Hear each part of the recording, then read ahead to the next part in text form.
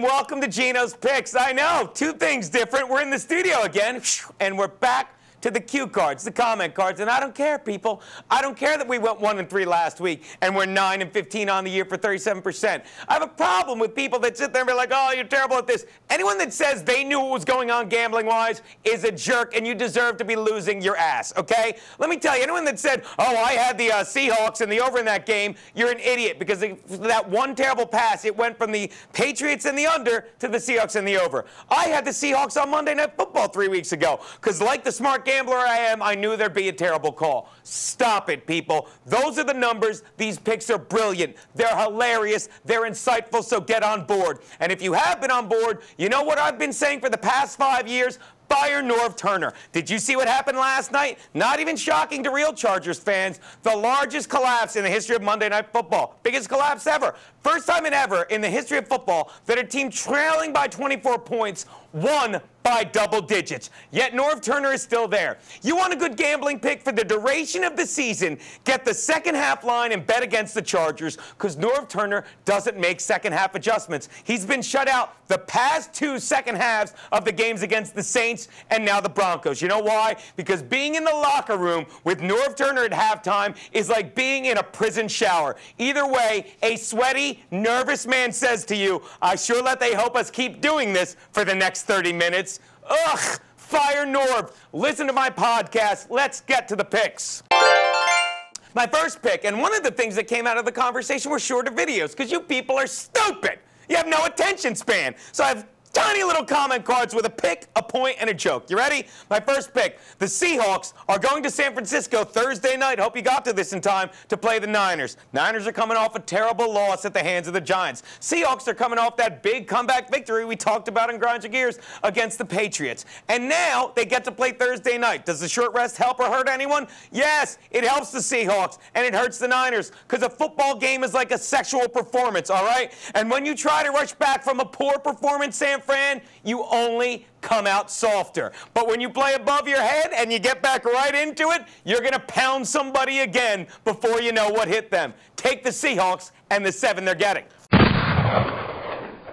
My next pick, the Bills are giving 3 to the Titans in Orchard Park. Yes, the Titans are coming off 10 days rest and a win. But here's the thing. The Titans just played the Steelers, so they've gone 2 weeks without playing an actual pass rush, which the Bills have. And I'll tell you something else. Despite the fact that the Bills' pass rush, I said it, is getting into sync, the Steelers was terrible. And despite how bad the Steelers were, they still were all over Matt Hasselbeck. They rushed him, they hurried him, they sacked him. In fact, I was reading the box score afterwards, and the last time I saw the words Titans QB and scrambled that many times in print, I was reading Steve McNair's autopsy report.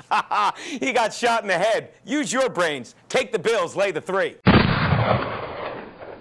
My next pick, the Washington Redskins are getting 6.5 from the G-Men's at MetLife Stadium. Wow, we picked the G-Men. That was our one cover last week. Good for us. And they looked great. But did they look great? Don't get offended, Joe. They played Alex Smith, who this studio has hated forever because he's not that good. And then he showed up with that bruised finger, which made them play even worse. I am not impressed with Alex Smith. Not to mention, now the Giants are going from facing Alex Smith to a home game, but a divisional game against the Redskins, which always keeps it close, and RG3, who is amazing, 70.2% completion percentage, 100.5% passer rating, the longest touchdown run from scrimmage by a quarterback since Cordell Stewart in '96. You cannot prepare for him like you prepared for any QB, and I promise you, Giants fans, he will be giving you fits this Sunday. In fact, Redskin will probably be the second worst racial epithet the Giants fans will be calling RG3 this Sunday. Do the Giants win this game? I think they do. Do they win by a TD? Considering you never beat the Skins at all last season, no.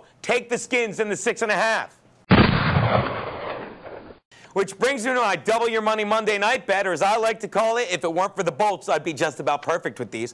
The Chicago Bears are giving 4.5 to the Lions at Soldier Field on Monday night. Yeah, the Lions won this past Sunday against a terrible defense, and Castillo got fired after that. Well, I guess offensive coordinators don't make good head coaches, San Diego, or defensive coordinators, Philadelphia. But let me tell you, Detroit is not a good team. And sure, they came back against the Eagles, but I'd like to think there's a big difference between the Eagles defense and the incredible defense that is the Chicago Bears. And let me tell you, they're not going to be able to get anything going against the Bears defense. And you know why? Because they have no passing game this year. You know why? Because the Lions have no running game this year, and that's why they can't set up for the pass. And you think they'll do well against Chicago? No, people, because the only things worse than the running backs Detroit is putting on the field are the cars they are putting on the market. And I hate to tell you, the most popular model in both instances are the black ones. People, take the Bears in this, lay the 4.5. Those are Geno's picks. Now, if you don't mind, I have to go tweak these things I've been doing fantastically for 5 years. Try harder, America.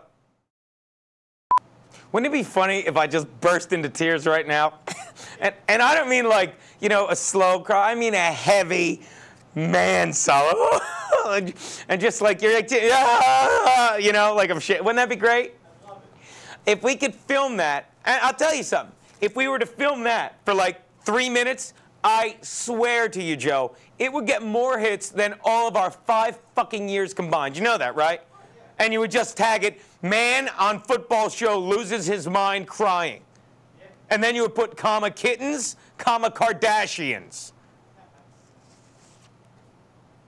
Were you taping that? Yes. Were you really? Yeah. Put it at the fucking end of this. And you know what? Did you get to the end? No, America, because you've got a short fucking attention span. I spent an hour on a phone listening to a woman talk in circles, telling me about how to get the show on TV. Here's an idea. Fucking try harder, America. Well, what do we do that for? The Kardashians, all that really happens. Like, you believe everything really happened. You don't believe that's scripted. You don't believe she's the greatest actor ever believing she's in love with a black man. Is that running? Yeah. Wow. Really? Really? Good a time as any to start, huh? Whenever you're ready. Let's do it.